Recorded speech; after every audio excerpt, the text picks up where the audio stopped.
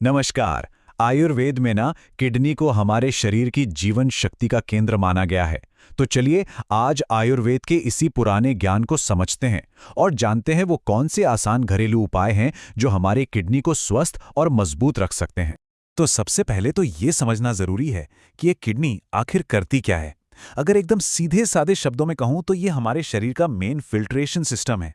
इनका बस एक ही काम है, खून को साफ करना और शरीर से सारे जहरीले पदार्थ और जो भी फालतू पानी है उसे बाहर निकालना। इसीलिए इन्हें शरीर का मास्टर प्यूरिफायर कहना बिल्कुल भी गलत नहीं होगा। जरा सोचिए, ये दिन रात बिना एक पल रुके हमारे शरीर की सफाई करती रहती हैं। और सच कहूं तो यही हमारे अच्छे स्वास्थ्य की असली नींव है। लेकिन जरा सोचिए, क्या हो जब यही प्यूरिफायर ठीक से काम न कर रहा हो? तब हमारा शरीर कुछ इशारे, कुछ संकेत देना शुरू कर देता है। तो चलिए देखते हैं कि किडनी की कमजोरी के वो संकेत क्या हो सकते हैं। तो ये कुछ ऐसे संकेत हैं जिन पर ध्यान देना बहुत जरूरी है। जैसे कि पेशाब करने में कोई बदलाव महसूस होना, मतलब या तो बहुत ज्यादा या बहुत कम आना। पैरों, चेहरे या हाथों पर सूजन दिखना, कमर के निचले हिस्से में दर्द रहना, या फिर बेवजह की थकान और कमजोरी महसूस होना। भूख न लगना। एक बात पर गौर करना बहुत जरूरी है कि अगर इनमें से कोई भी लक्षण लंबे समय तक बना रहे तो उसे नजरअंदाज बिल्कुल नहीं करना चाहिए।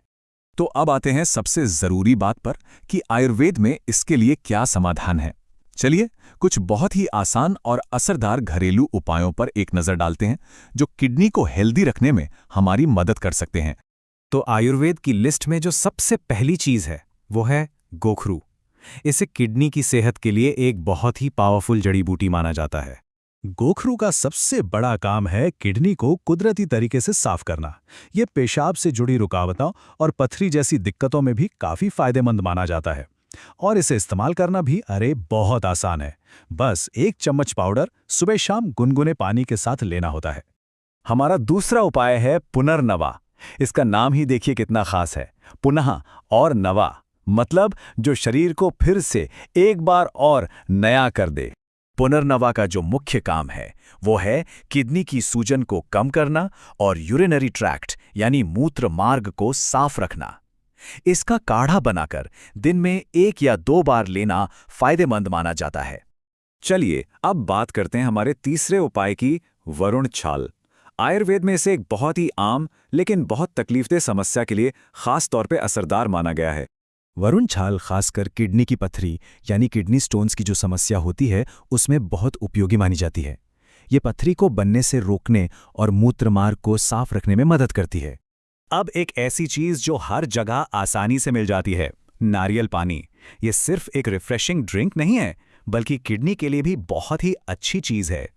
नारियल पानी ना सिर्फ किडनी को एक कूलिंग इफेक्ट देता है, मतलब ठंडक देता है, बल्कि शरीर से टॉक्सिन्स को बाहर निकालने में भी मदद करता है।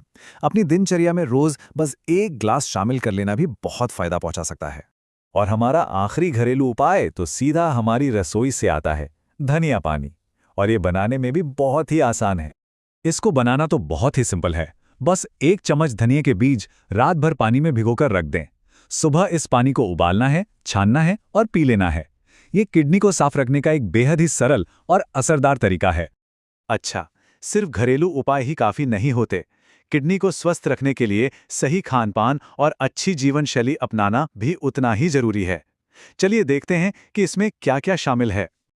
तो देखिए, नियम एकदम सीधा है। पानी ज्यादा से ज्यादा पिएं, ताजे फल और सब्जियां खाएं, और दूसरी तरफ नमक कम करें, शराब, तंबाकू और बहुत ज्यादा तले भुने खाने से दूर रहें। ये छोटे छोटे बदलाव ही सेहत में बहुत बड़ा फर्क ला सकते हैं। खान पान के अलावा लाइफस्टाइल में भी कुछ बदलाव बहुत जरूरी हैं, जैसे रोज 20-30 मिनट टहलना या कोई हल्का व्यायाम करना, वजन को कंट्रोल में रखना, और हाँ, सबसे जरूरी ब्लड प्रेशर और ब्लड शुगर को भी कंट्रोल में रखना। अब तक हमने कई उपायों की बात की, लेकिन अब हम इस पूरी चर्चा के सबसे महत्वपूर्ण हिस्से पर आ रहे हैं। ये एक ऐसी सलाह है जिसे कभी भी किसी भी हाल में नहीं भूलना चाहिए। एक सवाल मन में उठता है कि ये घरेलू उपचार कब काफी नहीं होते? क्या हर स्थिति में सिर्फ इन्हीं पर निर्भर रहा जा सकता है? देखिए, इसका जवाब बहुत सीधा और जरूरी है। अगर किडनी की समस्या गंभीर हो चुकी है, जैसे कि क्रिएटिनिन का लेवल बहुत ज्यादा बढ़ गया है या पथरी का साइज काफी बड़ा है, तो सिर्फ घरेलू उपायों के भरोसे बिल्कुल न रहें। ऐसी किसी भी हालत में डॉक्टर या किसी अच्छे आयुर्वेदिक विशेषज्ञ की सलाह सबसे पहले आती है। हमेशा याद रखें, ये उपाय सहयोगी हैं, इलाज का विकल्प नहीं। अपने शरीर के संकेतों को सुनें और सही समय पर पेशेवर मदद जरूर लें।